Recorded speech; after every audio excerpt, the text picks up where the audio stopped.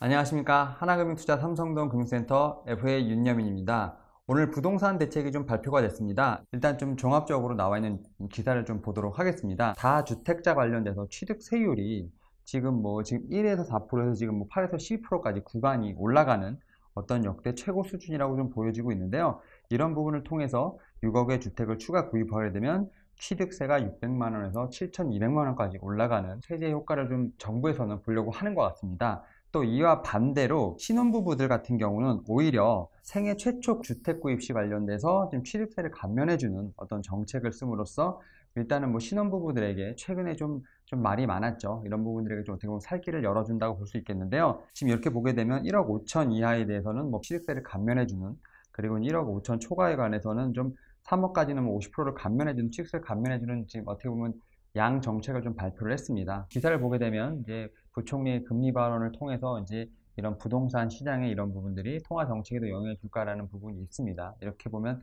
결국 부동산 정책과 관련돼서 우리나라에 어떻게 보면 영향을 미치는 부분이 상당히 크다 볼 수 있겠는데, 결국 주식을 하는 사람 입장에서 봤을 때 이런 어떤 정책이 어떤 의미가 있을까를 좀 봐야 된다고 생각을 하는데요. 사실 이 부동산 정책 같은 경우는 작년부터 상당히 좀 말이 많았던 정책이고요.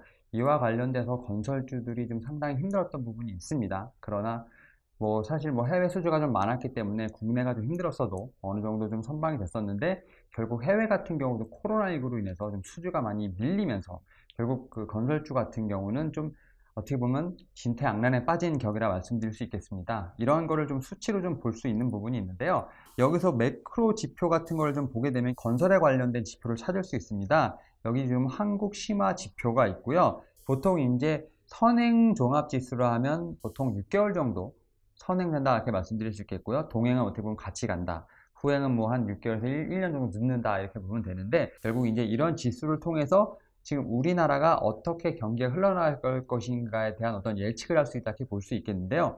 일단 첫 번째는 이제 대한민국 선행 종합 지수가 있고요. 특히 재고 순환이라든지 소비자들 이런 걸 보게 되면 이제 향후에 어떻게 재고가 많이 쌓이게 되면 경기가 좀 힘들어지고 소비자가 많이 일어날수록 어떤 경기의 흐름이 좋아진다 이런 걸 좀 예측할 수 있는데, 이 중에 하나가 바로 이제 건설 수주액이라고 좀 볼 수 있겠습니다.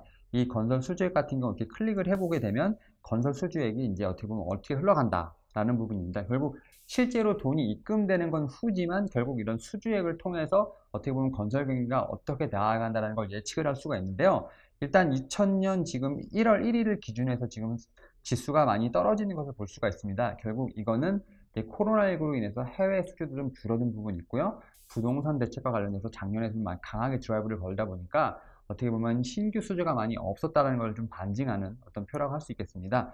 결국 이제 오늘 부동산 정책이 발표가 됐고요. 이런 부분들이 분명히 이제 6월이나 7월 이제 선행지수에 분명히 이제 어느 정도 반영이 될 것으로 보이고 있습니다. 그래서 이런 부분을 한번 통해서 향후의 부동산 경기, 그다음에 건설 경기 어떻게 되는지를 알 수 있는 부분이 있기 때문에 이 매크로 차트를 한번 보시면서 향후에 어떻게 건설 경기가 흘러가는지에 대한 예측도 한번 해보시면 상당히 좋을 것으로 판단되고 있습니다. 이런 섹터도 섹터지만 결국 세금과 관련된 문제도 좀 살펴봐야 될 것으로 보이고 있는데요.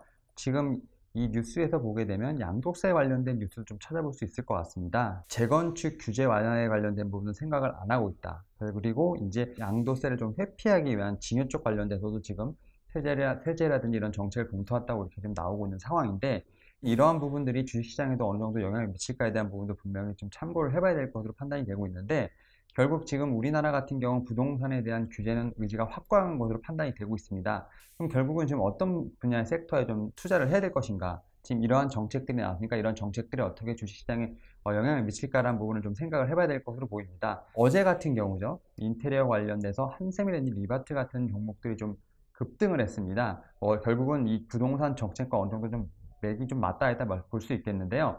즉 이렇게 규제를 많이 하다 보니까 신축과 관련된 부분에서 좀 건설 경기가 좀 많이 힘들어지게 되고, 결국 코로나19로 사람들은 집에 있게 되고, 그러다 보니까 인테리어 쪽으로 좀 눈을 돌리게 되고, 가구라든지 인테리어 관련된 좀 섹터가 많이 어떻게 보면 순환매가 돌면서 지금 어제 같은 경우 좋은 모습을 보였는데, 결국 코로나19와 관련된 부분, 그 다음에 실적과 관련된 부분을 좀 토대로 해서 2분기 실적 시즌에 좀 접근하는 게 좋을 것으로 판단되고 있습니다. 지금 현재 봤을 때 시장은 지금 하락을 좀 하고 있는 상황입니다. 어제 옵션 만기일은 제대로 좀 잘 넘어갔긴 했지만, 오늘 같은 경우는 지금 시장이 좀 많이 좀 하락을 하면서 좀 조정을 받는 상황이라고 볼 수 있겠는데요. 하지만 이러한 조정 상황에서도 지금 올라가는 섹터들이 있는데 그게 바로 이제 코로나19 관련된 진단키트주라고 할 수 있겠습니다. 진단키트주 같은 경우는 상당히 강한 상승을 좀 보여주고 있는데요. 진단키트주 같은 경우는 어떻게 보면 테마주에서 실적주로 변모하는 지금 상황이라 말씀드릴 수 있겠고요. 이제 언택트 관련된 섹터, 네이버, 카카오가 지금 어제 이어서 오늘도 좀 올라가면서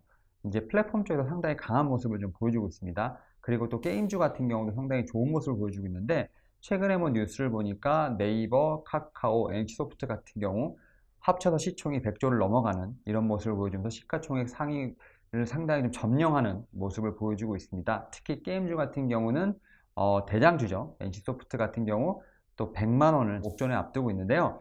결국 이렇게 좀 실적과 관련된 코로나19 이후에 좀 바뀐 모습, 이런 섹터에 좀 더 집중하는 게 맞다 생각이 듭니다. 제 생각에는 건설 섹터라든지 뭐 이런 쪽에 좀 전통적인 산업에 좀 투자를 하는 건 일단 피하시는 게 좋을 것으로 판단이 되고 있습니다. 오히려 좀 산업의 4차 산업과 관련된 부분, 그 다음에 좀 2차 전지라든지 이런 좀 펀더멘털이 있는 종목들, 그리고 실적과 관련된 종목들이 있는 섹터에 좀 집중하는 게 좋다 말씀드릴 수 있겠고요.